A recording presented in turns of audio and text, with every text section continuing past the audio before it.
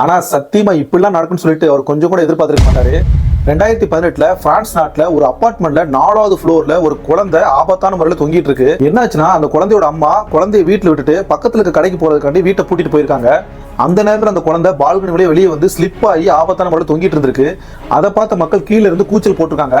அப்ப அந்த கூட்டத்தில் இருந்த 22 வயசான மமுது ஹசிமா அப்படிங்கிற ஒரு நபர் கொஞ்சம் கூட யோசிக்காம எந்தவித சேஃப்டி எக்யூப்மெண்ட் இல்லாம கடகடன்னு அந்த பில்டிங் வழியே மேலே ஏறி 4வது ஃப்ளோர் போய் அந்த குழந்தையை வந்து காப்பாத்திடுறாரு.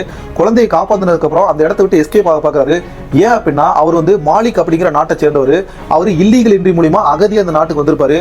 எங்க தன்னை கண்டுபிடிச்சிருவாங்களோ அப்படிங்கிற பயத்துல அந்த இடத்தை விட்டு எஸ்கேப் ஆயிடுவாரு.